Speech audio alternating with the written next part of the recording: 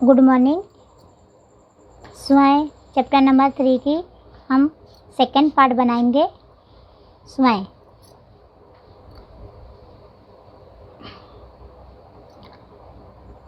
जा दिन तय व नंद को छोरो, या धन धेनु चराई गायो है। मोहिनी तनिन गौदान गई के बेनु बजाई रिझाई गयु है। ताही धारी कुछ टोना सो के रसखान हिये में समाई गयो है। कहूँ ना कहूँ के कानी करे सिंगारो सिगारे ब्रज वीर बिकाई गयो है।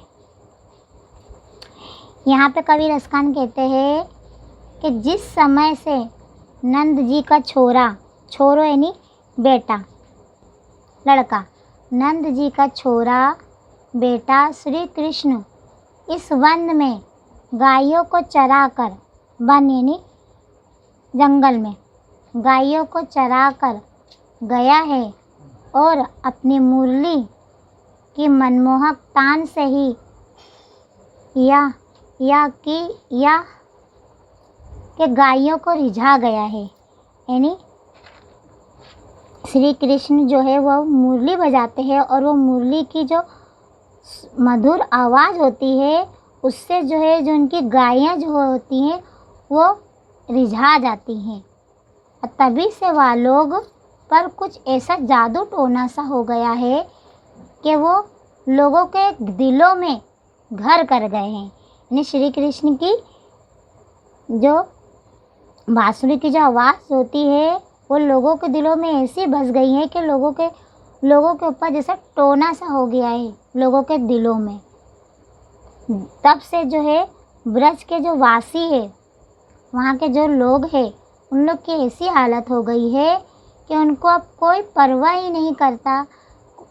लगता है कि जैसे सारे ब्रजवासी नंद जी के छोरे पर न्यौछावर हो गए हैं। यानी श्री कृष्ण की बांसुरी इतनी सुरीली, इतनी मधुर होती है कि उसको सुन के पूरा ब्रजवासी लोग जो है और गाय है, जानवर लोग जो है, सब जो है उनकी मधुर बांसुरी की आवाज़ में सुन के एकदम बह गए। नहीं जैसे लगता है उनके ऊपर कोई जादू टोना कर दिया गया है। उनको कोई चीज़ की खबर नहीं होती। वो श्री कृष्ण की कहते हैं कि श्री कृष्ण नंद जी के बेटे के ऊपर सब लोग जो क्या हो गए, न्यौछावर हो गए हैं। मोर पखा सिर ऊपर रखी गो, गुंज की माल गरे पहरी गो। ओढ़े पीताम्बर वे लकोटी बन, गौदान गौरीन संग फिरोंगी। भाव तो वही मेरा रसखानी, सौ तेरे कहे सब स्वांग भरेंगे। पे मुरली मुरलीधर की, अधरान धरी अधराना धारेंगी। कवि रसखान यहाँ कहना चाहते हैं श्री कृष्ण के पति गोपियों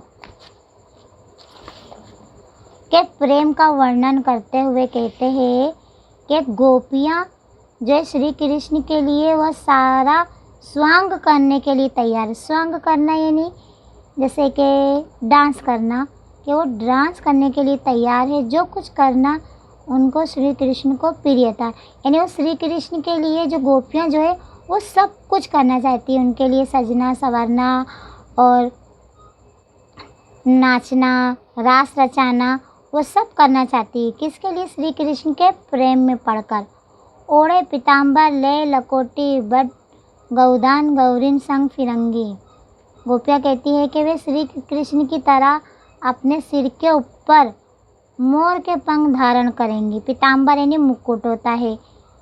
ओढ़े पीताम्बर कि वो अपने सिर पर मोर के पंख को धारण करेंगी और अपने गले में लाल रंग के गुंजों की माला धारण करेंगी। यानी वो अपने गले में जो है लाल रंग की माला बनाकर पहनेंगी गुंजों। वे श्री कृष्ण का वेश धारण करे पीले रंग के वस्त्र ओढ़कर और अपने हाथ में गायों को चराने के लिए लाठी लेकर गायों और ग्वालों के साथ वन में भटकेंगी। यानी श्री कृष्ण के लिए गोपियाँ जो इनके प्रेम में पड़कर क्या करना चाहती हैं कि उनके लिए वो स्वांग करना चाहती हैं, तैयार होना चाहती हैं, अपने सर पे मोर का पंख लगाकर उसको मुकुट यानी अपने सर पे धारण करना चाहती हैं, पीले रंग के वस्त्र ओढ़कर, और जो ग्वाले होते हैं उनके साथ जो है क्या कहते हैं गाँव में भटकने को चाहती हैं। वे कहती हैं कि अपने कृष्ण के लिए वे उनके सारे रूप धारण करेंगी। कहती हैं कि वो श्री कृष्ण के लिए अपने सारे रूप धारण करेंगी जो उन्हें अच्छे लगते थे, पर वो एक स्वांग कभी नहीं करेंगी। क्या कहती है? सांग सब स्वांग करेंगी, नहीं वो सब स्वांग करेंगी लेकिन एक स्वांग नहीं करेंगी। वो स्वांग क्या है जो श्री कृष्ण खुद किया करते थे? वह यह है कि श्री कृष्ण मुरली नहीं, वो श्री कृष्ण की मुरली नहीं बजाएंगी। श्री कृष्ण जो है मुरली बजाते थे, वो कहती थी कि श्री कृष्ण की जो मुरली वो हम नहीं बजाएंगे। वह कहती थी जिस मुरली को श्री कृष्ण ने अपने होठों पर रखकर बजाया था उस मुरली को हम अपने होठों पर कदापि नहीं रखेंगे, क्योंकि इससे वह झूठी हो जाएगी और वे अपने आराध्य के साथ ऐसा व्यवहार कदापि नहीं करना चाहती। यहाँ पे गोपियाँ जो है वो कहना चाहती है कि हम श्री कृष्ण के लिए हर वो चीज़ करना चाहेंगी, उनके लिए तैयार होना चाहेंगी, सर पे मोर का मुकुट लगाना चाहेंगी, पीले रंग का वस्त्र पहनना चाहेंगी और ग्वालों के साथ जाके गांव में भटकना चाहेंगी, सब करना चाहेंगी, मगर सिर्फ वो एक स्वांग कभी नहीं करेंगी। वो स्वांग क्या है कि वो कभी श्री कृष्ण की मुरली बांसुरी जो है वो नहीं बजाएंगी, क्योंकि वो बांसुरी झूठी हो जाएगी जो उनको पसंद नहीं आएगा। यहाँ पे जो हमारे कविता जो है कंप्लीट हुई, मैं एक बार फिर से आपको एक एक करके रिवाइंड करूँगी कि क्या बताए रस खान ने इस कविता में क्या लिखे हैं। तो सबसे फर्स्ट में यहाँ पे कवि कहते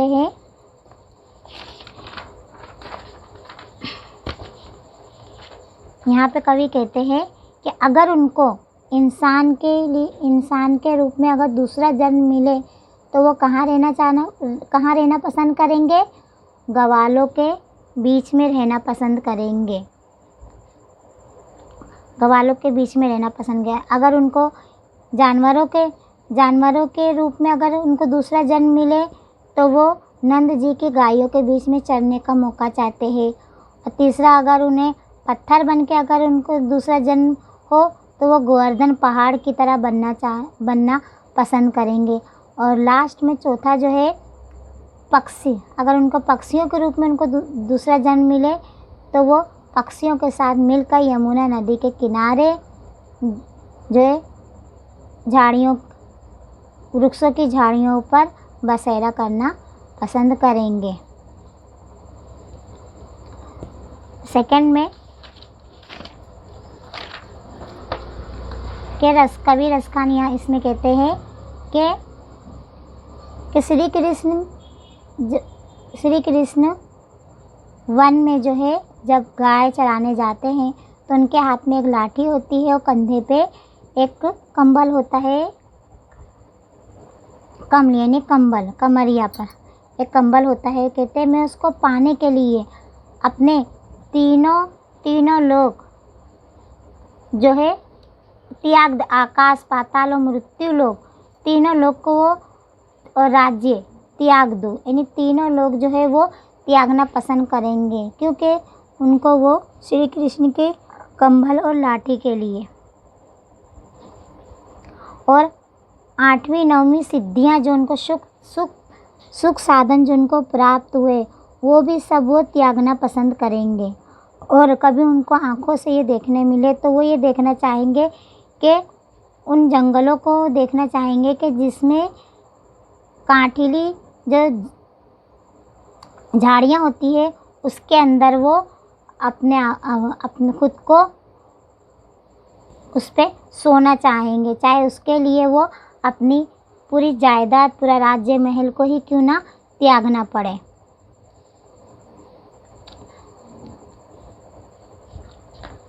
थर्ड में कवि रस खान कहते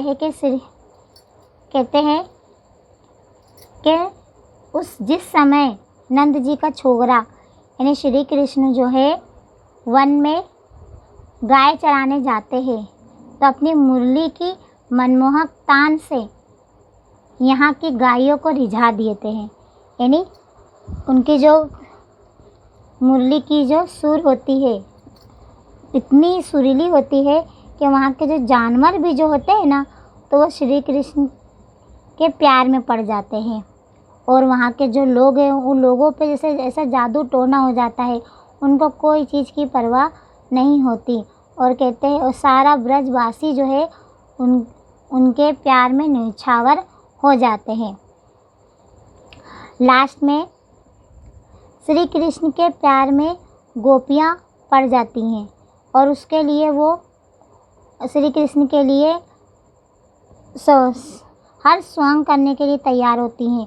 उनके लिए अच्छे से तैयार होना चाहती हैं, नाचना चाहती हैं और अपने सर पे मोर का मुकुट लगाना चाहती हैं, पीले रंग का वस्त्र पहनना चाहती है और लाल रंग का फूलों की माला गले में पहनना चाहती हैं। और ये सब पहन के ग्वालों के साथ जाकर गांव में जंगलों में भटकना चाहती हैं। वो सब करना चाहती है, लेकिन सिर्फ वो एक स्वांग नहीं करना चाहती। वो ये है कि वो कभी भी श्री कृष्ण की मुरली को नहीं बजाएंगी, मुरली नहीं बजाएंगी, क्योंकि वो मुरली बांसुरी जो है वो झूठी हो जाएगी, जो श्री कृष्ण को पसंद नहीं आएंगी। यहाँ पे हमारी कविता कंप्लीट होती है। इसके आगे हम क्वेश्चन आंसर देखते हैं। स्वाध्याय नियमित लिखित प्रश्नों के नीचे दिए गए विकल्पों में से सही विकल्प चुनकर उत्तर लिखिए। यमुना किनारे कंधप की डाल पर रस खान किस रूप में बसना चाहते हैं? तो इसका उत्तर है पक्षी, कि यमुना नदी के किनारे जो है पक्षी के रूप में वो बसना चाहते हैं। क्वेश्चन 2, 8 सिद्धि और 9 निधि का सुख प्राप्त होता है। यानी नंद की धेनु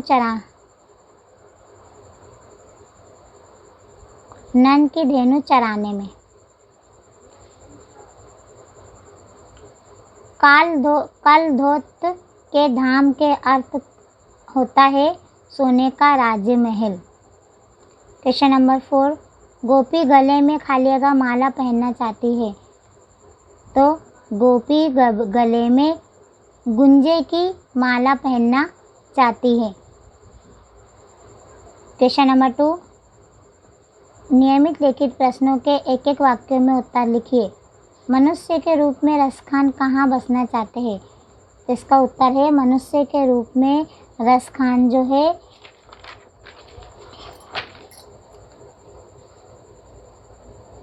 गोकुल में ग्वालों के साथ मिलकर रहना पसंद करना चाहते हैं। क्वेश्चन नंबर 2, पशु के रूप में कवि कहाँ निवास करना चाहते हैं? तो पशु के रूप में कवि जो है नंद जी की गायों के बीच में चरने को रहना पसंद करते हैं। यानी नंद जी की जो गायों है उसमें चरने का मौका मिले।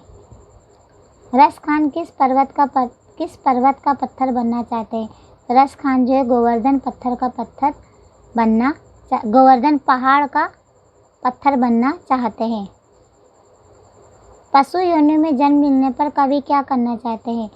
पशु योनि में जन्म मिलने पर कवि नंद जी की गायों के बीच में चरना पसंद चाहते हैं।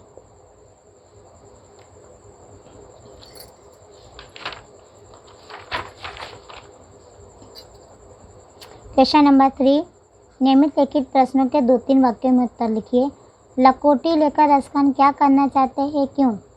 इसका उत्तर है रस खान अगले जन्म में श्री कृष्ण की जन्मभूमि में जन्म लेना चाहते हैं।